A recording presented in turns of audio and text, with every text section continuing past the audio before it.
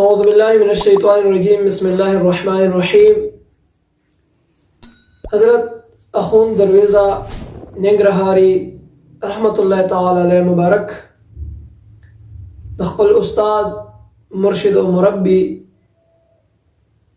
سید علی الترمذی المعروف حضرت پیر بابا علیہ الرحمہ مبارک بارک فرمائی کہ حضرت پیر بابا علیہ الرحمہ مبارک او فرمایل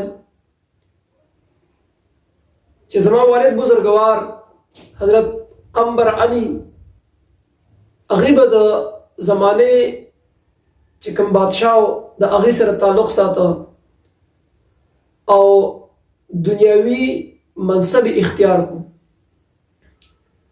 فرمای بیا د بادشاہ د طرف نه اغی ته لقب د امیر نظر بهادر دا ملاو شو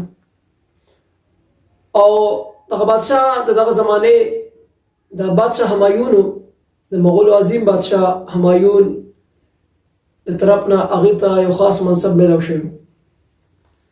لیکن پیر بابا فرمایي ما خپل طریقه د زهد هغه خوښه کړه او فرمایي انا طریقه زهد دریافت ما د زهد او ریاضت عبادت طریقه خپل کړه. فرمایي و شیخوخت آبا و اجداد از دست ده بود. فرمایي دغه بزرګي زموږ په خاندان کې چې کومه روانه وه دا زموږ د خاندان د لاسونه وتلې وه. ولیکن جد امجد حضرت امام المسلمین سید الدنیا والدین سید احمد یوسف بر طریقه مردیه آبا و اجداد نسبا و بر سجاده سلسله کبرویه اذنا مستقیم بوده. فرمایي په خاندان کې یو عظیم شخصیت په دغه زمانه کې موجود و چې دا غنوم دی حضرت سید احمد یوسف رحمت الله علیه مبارک. فرمایي دا د اباو اجداد نه په سلسله مردیه کې نسبا او په سلسله کبرویه کې د حضرت نجم الدین کبرا رحمه الله مبارک سلسله ده هغه کې مأذون او هغه کې وته اذن شوی. فرمایي وطن زمونږ د خاندان بالخصوص دغه بزرګوار پهلا قندوز او بعد کې بیا بدخشان. فرمایي دغه بزرګ شخصیت سید احمد یوسف رحمه الله مبارک دنیاوی احوال ته توجه نه ورکوله یعنی دنیاداری پرېښې وه. فرمایي مگر آنکه گوشه خاطر برمن داشت پس زړه کې به ما سره محبت کو. او فرمایي تا روز سخن در اختیار اولاد افتاد. یو ورځ د خپل اولاد باره کې هغه کلام کو لکه څنګه چې والدین د خپل اولاد باره کې کله کله خبرې کوي او دا وایي چې فلانکې راته ګران دی او فلانکې راته ګران نه دی.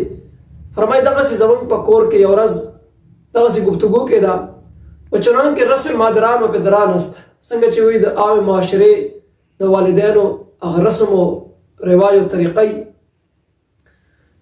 فرمایي جمیع اخوان و اخوات ما را اختیار نکردند. حضرت اخون درویزہ رحمت الله علیه مبارک د پیر بابا مبارک قول نقل کوي او پیر بابا مبارک خپل احوال ورته بیانوي. فرمایي هغه بزرگ هغه زمانی که سید احمد یوسف رحمه الله مبارک جمیع اخوان و اخوات ما را اختیار نکردن. زما رونه زما خویندې یا نور په زموږ په کور کې چې څومره ماشومان هغه کې یو هم هغه اختیار نه کو یعنی خوښ نه کو پسند نه کو. او فرمایي به حکم آن کې فرمود اند. اخون درویزه بابا فرمایي په حکم د پیر بابا چې هغه فرمایل سیو فرمایل چون ندارم با خلایق الفت خلق پندارن که من دیوانه ام.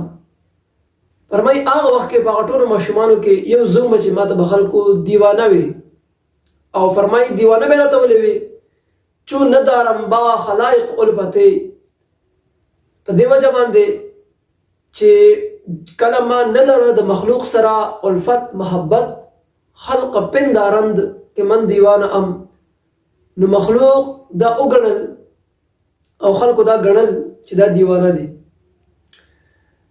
فرمایي هیچ احدی اختیار نه کرد. خوندرویزه بابا فرمایي چې پیر بابا فرمایي چې زمان نیکه په اخري عمر کې په دغه ماشومانو کې یو ماشوم هم خوښ نه کو. و حضرت عیسی فرمود اند او فرمایي هغې مبارکانو وفرمایل کہ ای دیوان را من اختیار کردم چې دغه تاسو ورته کوم ته دیوانه وای او کوم ته مجنون وای، ای دیوان را من اختیار کردم، دغه دیوانه زه اختیار کوم او زه خوښوم او دغه نه زه اخلم. فرمایي شما را بدو کاری نیست ای د کور خلکو، د باندې بغه مرض نه لري، ولې کې قدرش نمی دانید چې تاسو د دې مبارک قدر او مرتبه هغه نه پیژنئ. پیر بابا نرم مبارک فرمایي دا مې د خپل نیکه هغه احوال دي او پلار باره کې فرمایي چې د خپل پلار سره زما کم محبت او کم مینه وه، اگر چې هغه دنیا طرف ته لاړ او زه زهد او ریاضت طرف ته رالم. فرمایي که زما د والد بزرګوار هغه مینه زما په سینه کې ګوره نو په خپله فرمایي قدر زر زرگر شناسد، قدر جوهر جوهری، قدر گل بلبل شناسد، قدر قنبر را علی، قدر زر زرگر شناسد.